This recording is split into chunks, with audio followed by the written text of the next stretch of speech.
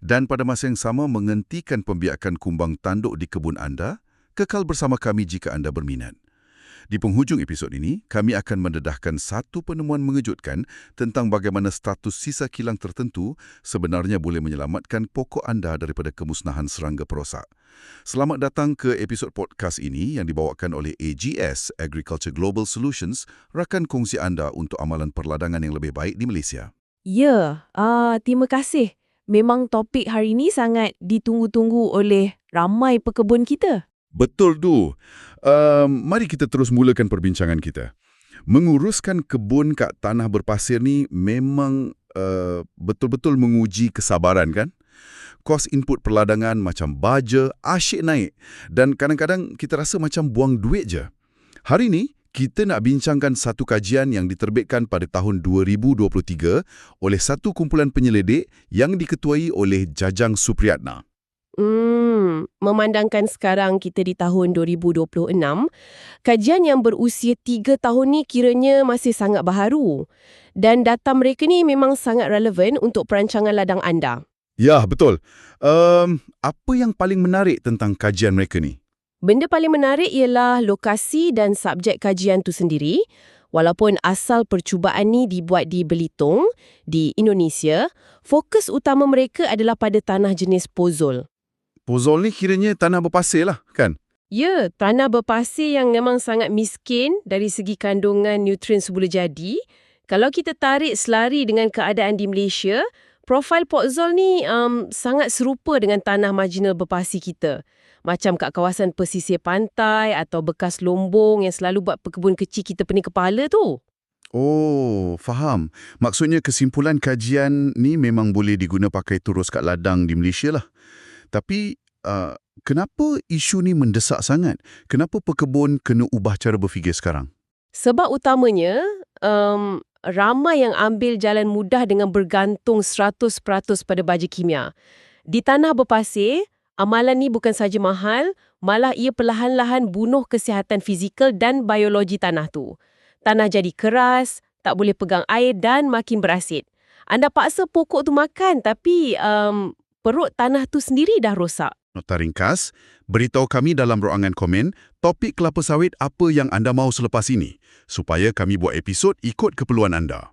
Sila langgan saluran YouTube kami jika anda belum langgan, tekan suka dan tulis komen. Ini membantu saluran YouTube kami supaya kami terus menukar artikel saintifik kelapa sawit kepada bahasa yang mudah difahami dan senang dihadam. Menyambung fasa tanah rosak tadi, tanah jenis pozol ni, peratusan pasir dia sangat tinggi. Kadang-kadang sampai 100% kat lapisan atas. Zarah pasir ni tak ada cas elektrik negatif yang cukup. Maknanya, ia ada kapasiti pertukaran kation atau singkatannya CEC yang sangat rendah kan? Tepat sekali. CEC ni ibarat ukuran kekuatan magnet tanah. Bila anda tabur baja kimia, ia terurai jadi ion bernutrien yang ada cas. Kalau tanah liat yang CEC dia tinggi, tanah tu jadi macam magnet kuat. Pegang baja tu supaya akar boleh serap. Tapi untuk tanah berpasir, nilai CEC yang rendah tu buat tanah hilang kuasa magnet. Bayangkan macam ni. Menabur baja kimia tulen kat tanah berpasir ni ibarat menuang air bajaan ke dalam penapis teh kan? Betul sangat analogi tu. Tak kisahlah berapa mahal baja yang anda tabur, ia akan terus dilarut resap oleh air hujan sebelum akar sempat nak serap. Pokok tak dapat pun nutrien tu. Ya, itu realiti pahitnya. Sekadar tambahan, ujian tanah untuk keasidan dan nutrien itu penting untuk kawasan seperti ini dan ujian daun juga perlu dilakukan bila sesuai untuk mengetahui status kelaparan sebenar pokok anda. Tolor, kita boleh main agak-agak je. Jadi, memandangkan baji kimia asyik hilang, apa penyelesaian praktikal dari kajian ni? Penyelidik mendapati penyelesaian terbaik adalah dengan membuat kompos. Mereka ambil tandan kosong kelapa sawit atau TKKS dan komposkan ia bersama sisa cecah kilang kelapa sawit atau singkatannya POM. Proses ni ambil masa lebih kurang 60 hari. 60 hari? Kenapa kena tunggu sampai 2 bulan? Sebab sepanjang masa tu, mikrob semula jadi dari POM akan aktif memecahkan karbon dan struktur keras dalam TKKS tu. Suhu boleh naik sampai 70 darjah Celsius. Lepas 60 hari, dia jadi kompos yang sangat matang dan kaya asid humid. Oh, menarik. Dan bila saya teliti dari sudut logistik, kajian membuktikan proses 60 hari ni mengurangkan isi padu sisa sebanyak 19.3%. Ini penjimatan buruh yang besar kan? Memang sangat besar.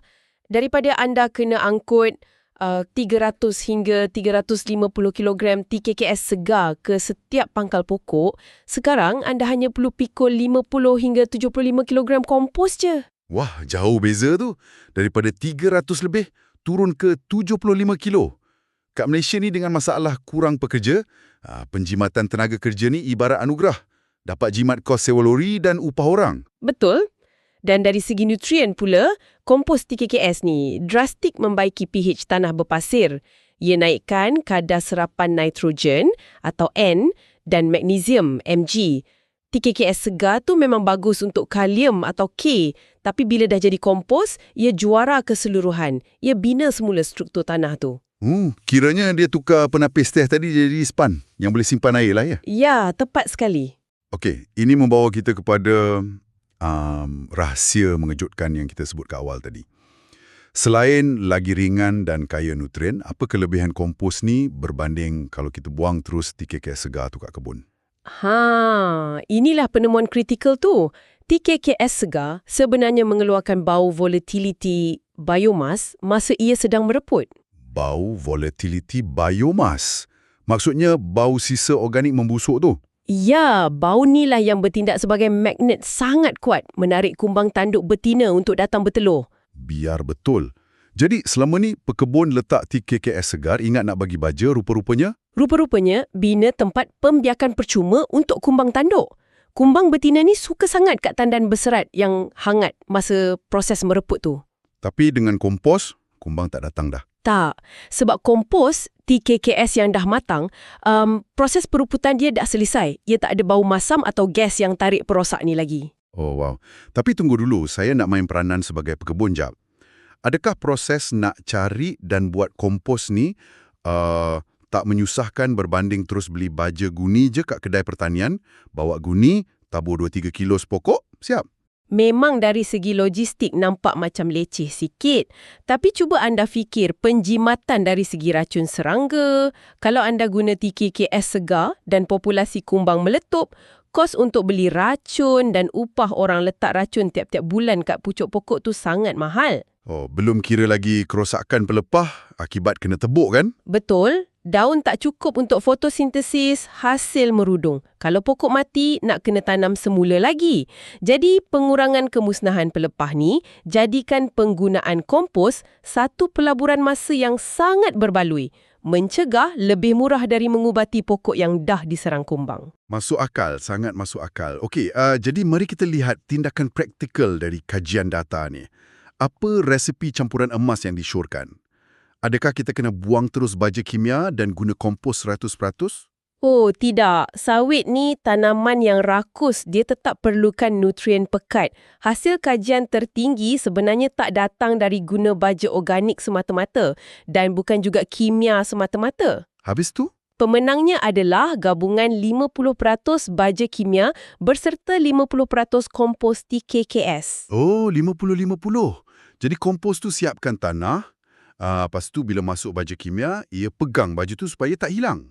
Ya, itu sinergi yang berlaku. Kompos cipta persekitaran mikro yang sempurna, manakala kimia beri lonjakan nutrien untuk buah yang besar. Dan dengan resepi ni, berapa hasil yang pekebun boleh capai kat kawasan tanah berpasir? Menggunakan campuran ini, pekebun mampu mengekalkan dan melonjakkan hasil sehingga mencecah 26 hingga 27 tan per hektar pada tahun ke-6 penanaman. 26 hingga 27 tan per hektar.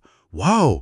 Untuk tanah berpasir yang asalnya miskin nutrien, angka ni memang menakjubkan. Memang sangat tinggi.